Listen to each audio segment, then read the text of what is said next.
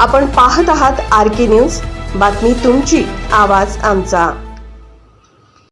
जसे आजची जी परिस्थिती आहे, आपण या ठिकाणी बघतोय की युवा आणि जेनझीस या ठिकाणी खूप मोठ्या संख्येने एकत्रित झाले आहे। त्या ठिकाणी मी सांगू इच्छितो की आजची जी परिस्थिती आहे, कुठलीच सरकार किंवा कुठला जो पण व्यक्ती सत्तेच्या खुर्चीवर बसलाय तो कुठेच आमची कुठली एक बाजू घेऊन त्या ठिकाणी एक प्रश्न सुद्धा मांडत नाही, आपला सुद्धा काही विचार नाही करत। या देशात 66% युवा आहे, तरी पण या युवकांना बर्बाद करण्याचं काम त्या ठिकाणी युवकांना लिटरली त्यांना दाबण्याचं काम या प्रशासनाने सरकारने केलंय, मी या ठिकाणी सांगतोय। पण आज जे आपण बघतोय की या देशाचा एज्युकेशन सिस्टम, या देशाचा एम्प्लॉयमेंट सिस्टम हा पूर्ण वर्स्ट झालेला आहे, पूर्ण डिस्ट्रॉयड झालेला आहे। कारण मी त्या ठिकाणी सांगतो की सरकारने फक्त आणि फक्त स्वतःचे खिशे भरण्याचं काम त्या ठिकाणी केलंय।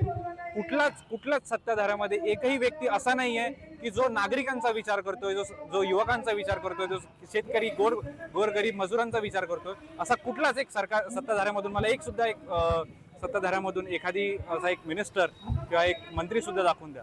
आज आपल्या वर्धा जिल्ह्याला एवढे मोठे मंत्री लाभलेत, एवढे मोठे नेते लाभलेत, पण सर्वात मोठी शोकांतिका ही आहे की वर्धा जिल्ह्याला एक मोठी कंपनी, जर आपण लॉइड सोडलं तर एक मोठी कंपनी सुद्धा आपल्याला लाभलेली नाही, हे सर्वात मोठी शोकांतिका आहे। त्या ठिकाणी तुम्ही बघू शकता की रोजगार निर्मिती आपण झिरो। त्या ठिकाणी तुम्ही बघू शकता यूथ स्किल डेव्हलपमेंट क्लासेस आपण चालवतो, स्कीम्स चालवतो, सगळं झिरो। फक्त आणि फक्त नागरिकांकडनं पैसा काढायचा आणि स्वतःच्या खिशात भरायचं आणि युवकांना डायव्हर्ट करायचं, धर्माच्या नावावर त्यांच्या काही मुद्द्यांवर त्यांना फक्त डिवाइड करायचं आणि लोकांना भटकून आपले खिशे भरायचे, हे त्या ठिकाणी सरकारचं काम सुरू आहे। म्हणून त्या ठिकाणी एवढं सर्व मोठ्या संख्येने जेवढे युवक या ठिकाणी जमलेले आहेत, त्यांचं म्हणणं फक्त एवढंच आहे की जर तुम्ही खुर्ची सांभाळू शकत नाही, जर तुम्ही नागरिकांचा फायदा करू शकत नाही, ज्या नागरिकांनी तुम्हाला तिकडे निवडून दिलंय, त्या सत्तेवर, त्या खुर्चीवर बसवलंय, जर तुम्ही त्यांच्यासाठी काही करू शकत नाही तर तुम्ही सरळ खुर्ची सोडून द्या। जय हिंद, जय महाराष्ट्र। आरके न्यूज चॅनलला लाईक करा, शेअर करा आणि सबस्क्राईब करा।